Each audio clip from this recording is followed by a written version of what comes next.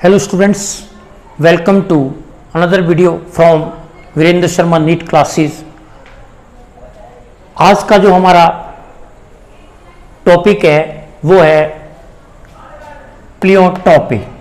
आज हम प्लियोट्रॉपी को डिस्कस करेंगे आपके साथ। व्हाट इज प्लियोट्रॉपी, क्या होती है। देखिए, आप सभी को पता है कि एक जीन एक ही कैरेक्टर को कंट्रोल करता है। One gene controls only one character. लेकिन कई जगह हमको प्लियोट्रॉपी देखने को मिलती है। प्लियोट्रॉपी का मतलब क्या होता है कि वन जीन कंट्रोल्स मोर देन वन कैरेक्टर। जब एक जीन एक से अधिक कैरेक्टर को कंट्रोल करे तो हम उसको बोलते हैं प्लियोट्रॉपी। ठीक है, प्लियोट्रॉपी कहेंगे हम इसको when one gene control more than one character. इसका सबसे बेस्ट एग्जांपल हमको देखने को मिलता है सिकल सेल अनीमिया में। Sickle cell anaemia is the best example of pleiotropy. अब ये जेनेटिकल डिसऑर्डर होता है sickle cell anaemia. We know that it is a genetical disorder है। क्लियर है। और जेनेटिकल डिसऑर्डर होने के कारण, और ये किसके अंदर आता है, it is A autosomal recessive disorder. Autosomal recessive disorder है। आपको पता है टू टाइप ऑफ क्रोमोसोम्स, मतलब क्रोमोसोम्स हैं। एक ऑटोसोमल्स हैं और एक क्या, सेक्स क्रोमोसोम्स हैं। ठीक है, सेक्स क्रोमोसोम्स ऑटोसोम 44 23 पेयर्स हैं हमारे पास। 23 पेयर्स में से जो 22 हैं पेयर, वो क्या है, ऑटोसोम्स हैं। और XX in case of female और XY in case of male, हम सभी जानते हैं कि वो क्या है, सेक्स क्रोमोसोम्स हैं। क्लियर है। लेकिन ये ऑटोसोमल रिसेसिव डिसऑर्डर है। इसका मतलब ये बीमारी वाला जीन कहाँ है, वो ऑटोसोमल क्रोमोसोम्स के ऊपर मौजूद है। क्लियर है। क्योंकि जो क्या है 22 पेयर है, 44 है और 2 हमारे क्या होंगे, सेक्स क्रोमोसोम्स होंगे। XX in case of female and XY in case of male. Clear है। इसलिए ऑटोसोमल रिसेसिव डिसऑर्डर है। इसका मतलब जीन, अगर दोनों जीन्स रिसेसिव होंगे तो ही बीमारी क्या होगी, अपीयर होगी, वरना बीमारी, उसको बीमारी नहीं होगी। क्लियर है। अब उसका हम जीनोटाइप पढ़ेंगे। जीनोटाइप का मतलब क्या होगा कि रिसेसिव कंडीशन होनी चाहिए, दोनों जीन क्या होने चाहिए, म्यूटेटेड होने चाहिए, म्यूटेशन होना चाहिए उनके अंदर। और म्यूटेशन होने के बाद वो क्या हो जाते हैं, रिसेसिव हो जाते हैं। तो इसका मतलब रिसेसिव कंडीशन में ये बीमारी अपीयर होगी। ये हमको ध्यान रखना है। इसके बाद ये क्या है, it is example of point mutation.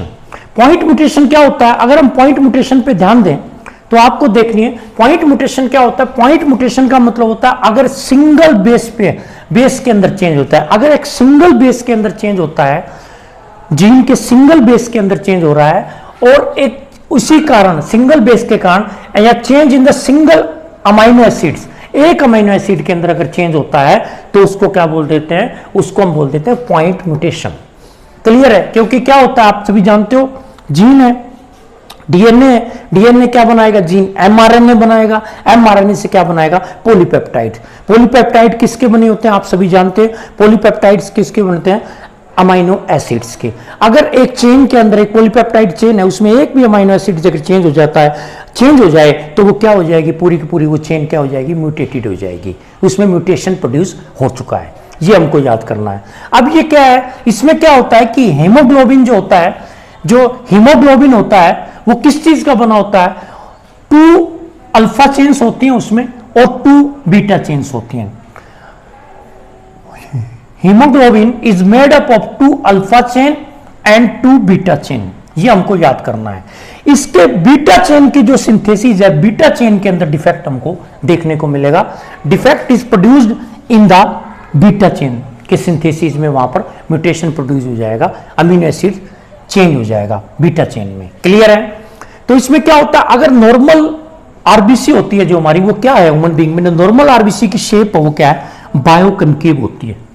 But in this disease जो बायोकनकेव है, और ये जो आरबीसी की शेप चेंज हो जाएगी। एक तो जब ये जीन म्यूटेटेड हो जाएगा तो ये क्या हो जाएगा, आरबीसी की जो शेप है वो चेंज हो जाएगी। आरबीसी बिकम सिक्कल शेप्ड हो जाएगी। सिक्कल का मतलब होता है हंसिए के आकार की हो जाएगी। इसके कारण क्या, इसी कारण इसको क्या बोलते हैं, सिकल सेल अनीमिया कहा जाता है। क्लियर है, अनीमिया कहेंगे इसको। और अनीमिया का मतलब होता है हेमोग्लोबिन की कमी, खून की कमी या हेमोग्लोबिन की कमी होना। क्लियर है। अब इसके बाद एक चीज और है, इससे क्या हो जाएगी, आरबीसी क्या हो जाती है। अब ये नॉर्मल आरबीसी क्या हो जाती है, आरबीसी का क्या काम होता है, हीमोग्लोबिन होता है, और हीमोग्लोबिन क्या करता है, ऑक्सीजन को लेके जाता है टिश्यू तक। ठीक है, ऑक्सीजन का जो संवहन करना है, ऑक्सीजन का ट्रांसपोर्ट करना है, वो कौन करता है, आरबीसी करती है। तो नॉर्मल आरबीसी ऑक्सीजन को लेके जा रही थी, लेकिन क्या हो रही है, जब वो सिकल सेल्ड होगी तो उसकी ऑक्सीजन कैरिंग कैपेसिटी जो होगी वो कम होगी, आरबीसी की डिक्रीज होगी, टिश्यू को ऑक्सीजन नहीं, वो जितनी ऑक्सीजन जानी चाहिए थी वो नहीं जा पा रही है। इसी कारण एक चीज और, एक तो ये चेंज हो गया, इससे क्या हो जाएगा, वो व्यक्ति अगर फिजिकल एक्टिविटी करेगा तो वो क्या हो जाएगी, उसकी फिजिकल एक्टिविटी बहुत डिक्रीज हो जाएगी, उसमें वीकनेस हो जाएगी, जल्दी थक जाएगा, टायर्डनेस हो जाएगी उसके अंदर। और दूसरी बात क्या हो जाएगी, ये सिकल सेल जो आरबीसी होती हैं, जो सिकल आरबीसी होती हैं, जो हमारी ब्लड वेसल्स होती हैं, उनके बीच में वो क्या हो जाते हैं, सिकल आरबीसी क्या हो जाते हैं, वो सिकल सेल जो आरबीसी है वो वो इन ब्लड वेसल्स के बीच में क्या हो जाती हैं, फंस जाती हैं। और इससे क्या हो जाएगी, जब वो इन ब्लड वेसल के बीच में फंस जाएंगी तो वो धीरे धीरे क्या हो जाएंगी, डिस्ट्रॉय हो जाएंगी वो आरबीसी। इससे क्या हो जाएगा, अनीमिया हो जाएगा, खून की कमी हो जाएगी। क्लियर है, ये सिम्टम्स थे किसके, सिकल सेल आरबीसी के। एक तो इसने ये क्या है। अब इसमें एक चीज और हमको याद करनी है कि यहां पर हमने क्या पढ़ा है कि यहां पर देखिए नॉर्मल हेमोग्लोबिन है, जो नॉर्मल हीमोग्लोबिन होता है उसके अंदर क्या होता है, ये अमीनो एसिड की चेन है, बीटा अमीनो एसिड मैंने बताया था, उसकी 6th अमीनो एसिड है। उसमें अगर नॉर्मल हीमोग्लोबिन है तो 6th अमीनो एसिड पे आपको, अमीनो एसिड्स पे आपको ग्लूटामिक एसिड देखने को मिलेगा। It is A 6th amino acids हैं अगर नॉर्मल हीमोग्लोबिन है।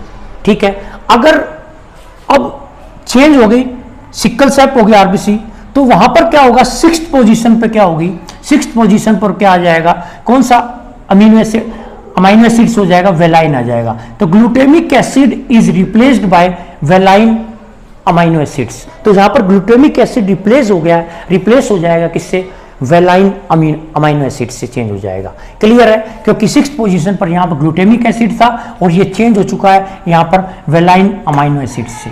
क्लियर है, तो इसी कारण क्या हो गई, ये डिजीज हो गई है, ये हमको याद करना है। अब इसमें एक चीज और कर रहे हैं, अब इसके हम देखते हैं कि इसमें और इफेक्ट्स क्या होते हैं। ये जेनेटिकल डिसऑर्डर है, अब बच्चे में तो वो माँ बाप से ही बच्चे में आया, इसका मतलब क्या होगा, जेनेटिकल डिसऑर्डर है तो क्या इफेक्ट्स और पड़ेंगे, तो उस बच्चे के अंदर जो लंग्स हैं, किडनी है, जो उसके हार्ट है, हार्ट ऑर्गन स्प्लीन है, वो क्या होगा, पूरी तरह से डेवलप नहीं हो पाएंगे और पर्सन क्या जल्दी क्या हो जाएगा, वो डाई हो जाएगा, जिसको ये बीमारी है। क्लियर है, तो इसके ये इसके क्या थे, इसका मतलब वन जीन क्या कर रहा है, एक से अधिक कैरेक्टर को क्या कर रहा है, कंट्रोल कर रहा है। क्या कर रहा है, एक तो हीमोग्लोबिन की डेफिशिएंसी होगी यहाँ पर, और आरबीसी क्या होगी, वो इसकी सिकल सेल होगी। क्लियर है, इससे उसकी फिजिकल एक्टिविटी पे फर्क पड़ेगा, उसकी फिजिकल एक्टिविटी क्या हो जाएगी, पर्सन की डिक्रीज हो जाएगी। अब इसके हम बात करते हैं जीनोटाइप की। अब जीनोटाइप पे आता हूं मैं। अब इसका जीनोटाइप क्या होगा, अगर HbA ये नॉर्मल पर्सन का, क्योंकि एक मदर से आ रहा है, एक फादर से, वी आर डिप्लॉयड ऑर्गेनिज्म, तो इसलिए क्या हो गया, HbA। तो यहां पर अगर HbA जीनोटाइप है तो वो क्या है, नॉर्मल पर्सन है। अगर यहां पर जीनोटाइप अब क्या हो जाता है, जीनोटाइप आपका क्या हो जाता है, HbA और HbS, एक जीन क्या है, नॉर्मल है, और एक क्या हो गया, म्यूटेटेड हो गया। इसका मतलब उसमें बीमारी वाला जीन तो है, लेकिन वो बीमारी शो नहीं हो रही है, क्योंकि ये बीमारी क्या है, ऑटोसोमल रिसेसिव डिसऑर्डर है। इसका मतलब दोनों के दोनों अलील रिसेसिव कंडीशन में होने चाहिए। तो यहां पर क्या है, ये क्या है, हेटेरोजाइगस कंडीशन है। ठीक है, हेटेरोजाइगस कंडीशन वाले लोग पर्सन होते हैं, वो कैरियर्स होते हैं। ठीक है, और ये वाला देखिए HbS और HbS, ये कंडीशन आप देखिए, HbS और HbS में आपको दिखा देगा होमोजाइगस कंडीशन है। दोनों एलील्स क्या है, अलील्स क्या है, रिसेसिव होते हैं, और रिसेसिव कंडीशन में ये क्या होगी, दोनों जीन क्या हो गए, म्यूटेटेड हो चुके हैं, और ये बीमारी हो गई है। उस बीमारी को इसको सिकल सेल अनीमिया है, उस पर्सन को क्या है, सिकल सेल अनीमिया है। क्लियर है। और ये पर्सन क्या हो जाएगा, जल्दी क्या हो जाएगा, डाई हो जाएगा। क्लियर है, इसकी डेथ हो जाएगी। क्लियर है ये बात, ये हमको इसमें याद रखना है। ये हमारा था ये प्लियोट्रोपी का एग्जाम्पल था जो हमको अब देखने को मिला है कि किस तरह से ये बीमारी होती है। तो ये एक चीज और मैं बता दूं, अब देखिए जो ये बीमारी अफ्रीका के अंदर ज्यादा देखने को मिलती है। अफ्रीका के अंदर क्या होता है, मलेरिया बहुत ज्यादा, मलेरिया की बीमारी बहुत ज्यादा होती है। तो इससे क्या हो जाता है, बहुत ज्यादा लोग वहां पर मरते हैं मलेरिया के अंदर। लेकिन अगर जो पर्सन कैरियर होते हैं उनको मलेरिया डिजीज नहीं होती। ये एडवांटेजेस हैं। सिकल सेल अनीमिया का सिकल सेल, उनको बीमारी तो है, बीमारी वाला जीन तो है, लेकिन क्या होगा कि वो बीमारी शो नहीं हो रही है, लेकिन उनको कभी भी मलेरिया नहीं होगा, क्योंकि एबनॉर्मल आरबीसी के अंदर वो पैरासाइट क्या होगा, एबनॉर्मल आरबीसी के अंदर वो पैरासाइट क्या हो जाएगा, सर्वाइव नहीं कर पाएगा, वो डाई हो जाएगा, वो अपनी लाइफ साइकिल को पूरा नहीं कर पाएगा। इसी कारण कैरियर्स के अंदर कभी भी मलेरिया नहीं होता। तो ये एडवांटेजेस है किन के लिए, जो पर्सन क्या है, कैरियर हैं for the sickle cell anaemia के लिए। क्लियर है, अनीमिया के लिए, सिकल सेल अनीमिया के लिए कैरियर्स हैं। क्लियर है ये बात, तो ये हमको याद करना है। इसके बाद एक और है, इसके बाद सेकंड जो प्लियोट्रोपी का एग्जाम्पल आता है आपका, सेकंड एग्जाम्पल में हम लेते हैं पी के अंदर, पी प्लांट के अंदर हम देखते हैं, पी प्लांट का भी एक एग्जाम्पल हम लेते हैं। यहां पर पी प्लांट में आपको क्या दिखाई देगा, पी प्लांट के अंदर आपको ये बीमारी और दिखाई देगी। पी प्लांट की मैं बात करूं, पी प्लांट में देखिए यहां पर क्या होगा, पी प्लांट के अंदर यहां पर तीन तरह के, एक तो पी प्लांट देगा आपको राउंड सीड होंगे, एक पी प्लांट के अंदर आएंगे इंटरमीडिएट सीड,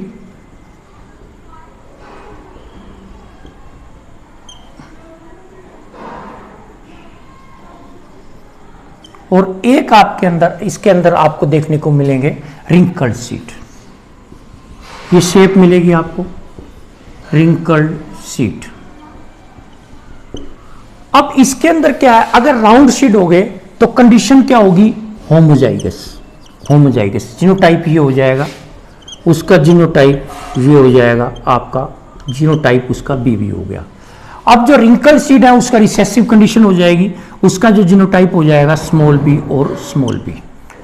और जो इंटरमीडिएट होंगे वहां पर हेट्रोजाइगस कंडीशन देखने को मिलेगी, कैपिटल बी और स्मॉल बी। क्लियर है, तो यहां पर एक तो सीड, पी प्लांट के अंदर सीड की शेप को कंट्रोल कर रहा है जीन, सीड की शेप कंट्रोल कर रहा है जीन, कंट्रोल हो रही है। दूसरा क्या होगा, स्टार्च ग्रेन्स, अगर जीनोटाइप ये है जीन का तो वहां पर स्टार्च ग्रेन्स ज्यादा मिलेंगे, स्टार्च ग्रेन को भी कंट्रोल करता है। स्टार्च ग्रेन्स क्या मिलेंगे उसके अंदर, बड़े साइज के मिलेंगे, बड़े साइज के स्टार्च ग्रेन मिलेंगे। और जिसमें रिंकल्ड है इसमें क्या होंगे, स्मॉल साइज के स्टार्च ग्रेन आपको देखने को मिलेंगे, स्मॉल साइज के स्टार्च ग्रेन्स आपको देखने को मिलेंगे। और जिनमें इंटरमीडिएट है वहां पर क्या होगा, आपको ना छोटे ना बड़े, ठीक है, इंटरमीडिएट साइज के आपको स्टार्च ग्रेन देखने को मिलेंगे।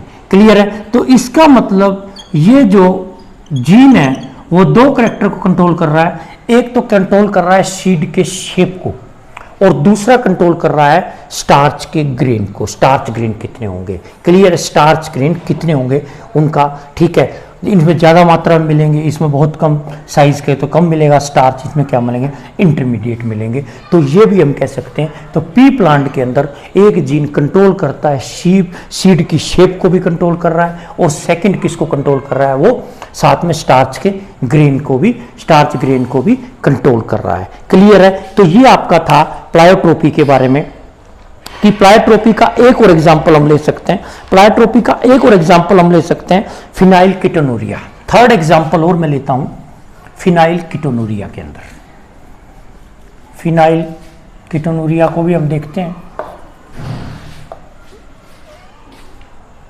फिनाइल कीटोनूरिया, ये भी एक बीमारी होती है, फिनाइल कीटोनूरिया, इसको भी हम पढ़ते हैं फिनाइल कीटोनूरिया। ये भी क्या है, it is also the example of pleiotropy, ये भी प्लियोट्रोपी का एग्जाम्पल है। इसमें क्या होता है, इसके अंदर आपको क्या देखने को मिलता है, it is also the example of pleiotropy. इसमें आपको क्या देखने को मिलेगा फिनाइल कीटोनूरिया के अंदर आपको, कि एक PAH जीन है, फिनाइल कीटोनूरिया जीन है, PAH जीन, PAH जीन है। PAH जीन जो होता है, ये जीन क्या करता है, ये जीन के अंदर ये क्या करता है, एक एंजाइम बनाएगा, उस एंजाइम का नाम है फिनाइल हाइड्रोक्सिलेज।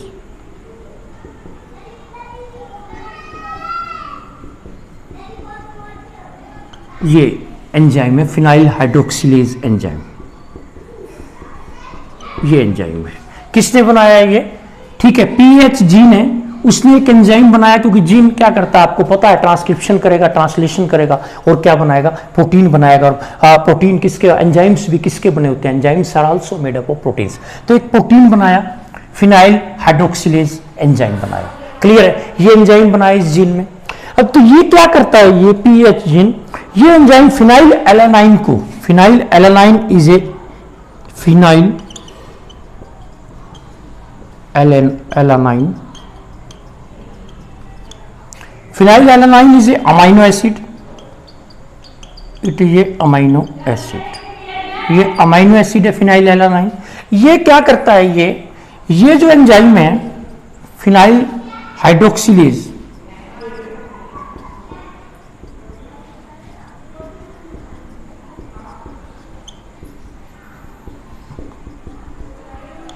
एंजाइम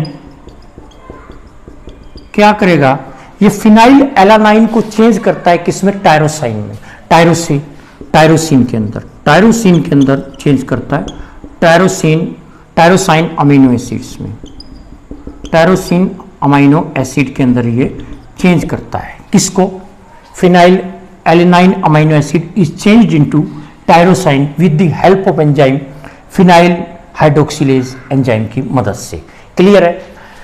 अब ये क्या हो गया, टायरोसिन किसके लिए होता है, it is helpful in the formation of, किसको बनाने में, क्योंकि हमारा जो पिगमेंट, जो हमारा स्किन का जो कलर है वो किसके कारण होता है, आप सभी जानते हो, स्किन कलर के लिए क्यों रिस्पॉन्सिबल होता है, रिस्पॉन्सिबल क्या है स्किन के कलर के लिए, आप सभी जानते हैं, स्किन कलर के लिए रिस्पॉन्सिबल होता है melanin, melanin is responsible for the skin colour, melanin is responsible for the skin colour.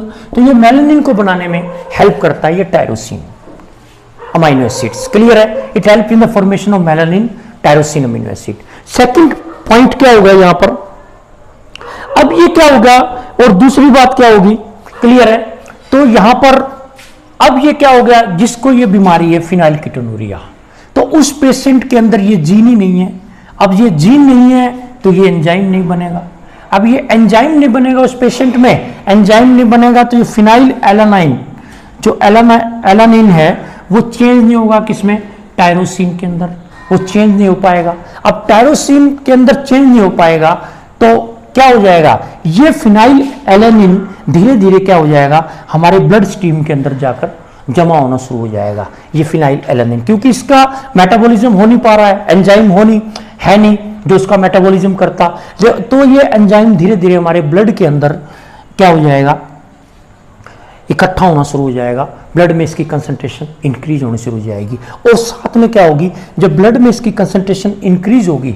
तो साथ साथ क्या होगा, तो ये यूरिन के जरिए भी ये क्या होगा, एक्सक्रीट आउट होना शुरू हो जाएगा, यूरिन के जरिए भी ये क्या हो जाएगा, एक्सक्रीट आउट होना शुरू हो जाएगा फिनाइल एलानाइन। एक बात और याद करनी है, और धीरे धीरे ये क्या होगा, ब्रेन में चला जाएगा, it goes into the brain, ये ब्रेन में चला जाएगा और ब्रेन में जाकर इकट्ठा होना शुरू हो जाएगा, और जो पेशेंट है वो क्या हो जाएगा, मेंटली रिटार्डेड हो जाएगा, और जो वो पेशेंट है वो पेशेंट क्या हो जाएगा, मेंटली रिटार्डेड हो जाएगा।